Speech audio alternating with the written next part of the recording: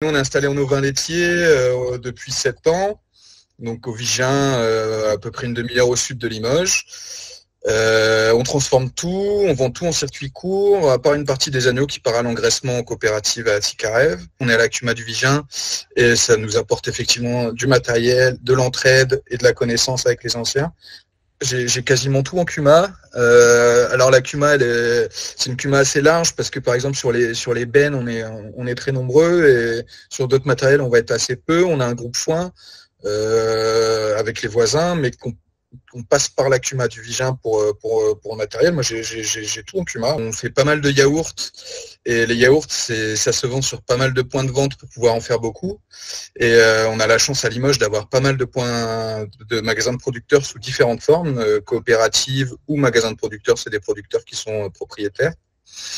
Ce que ça apporte, donc, c'est des points de vente qui sont ouverts toute la semaine et qui sont en ville. Nous, comme on est à une demi-heure de Limoges, on a beau faire de la vente directe à la ferme, il n'y a pas non plus grand monde qui vient, puis c'est pas dans les habitudes des gens du coin, alors qu'ils sont plus habitués à aller au marché ou au magasin de producteurs. Donc, nous, ça nous apporte une aide sur la distribution qui est pas négligeable. On est à deux avec ma conjointe, qui est donc conjointe collaboratrice. C'était un choix au départ pour monter un GAEC par la suite, mais on va dire que le surplus administratif a fait qu'on n'a pas encore fait les démarches, mais on espère monter un GAEC. On a une apprentie cette année en BPREA.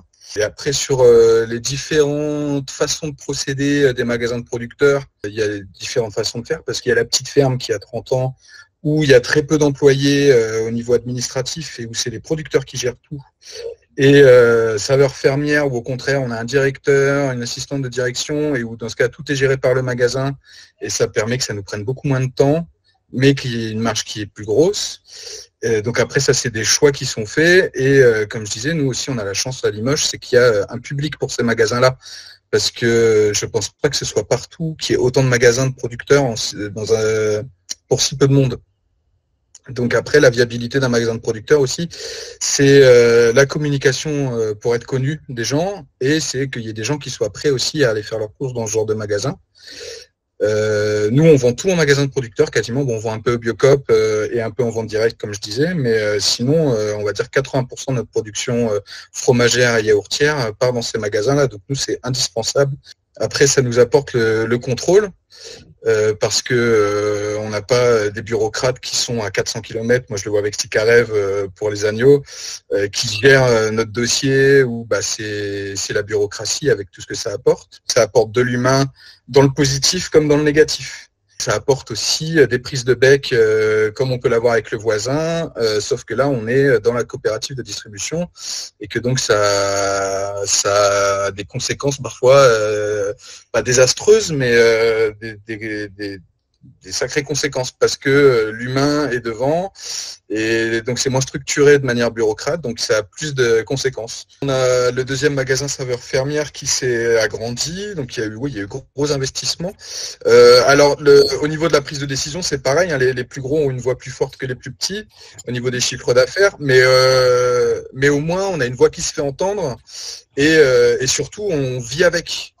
Comme je disais pour Ticarève, moi, à part les 2 fois par an où j'ai ma technicienne qui passe à la ferme, sinon, moi, je suis en contact avec des gens qui sont dans un bureau à 400 km d'ici et où c'est de la bureaucratie. Alors que là, à saveur fermière, si j'ai un problème demain, d'ailleurs, si j'ai un problème hier, parce que j'ai déjà eu des problèmes, déjà, ma voix porte, on m'entend, on m'écoute et on prend en compte.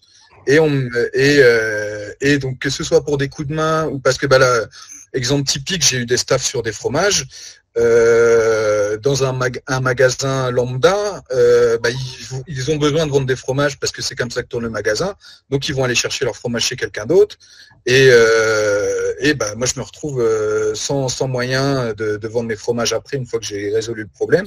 Là, j'ai même carrément eu des gens qui m'ont aidé à résoudre ce problème. Ça, c'est le côté positif de l'humain, comme je disais. La main-d'œuvre, on n'en a pas à la CUMA, mais par contre, le magasin de producteurs, on a les bouchers, les vendeuses, comme je disais à saveur, on a le directeur et l'assistant de direction.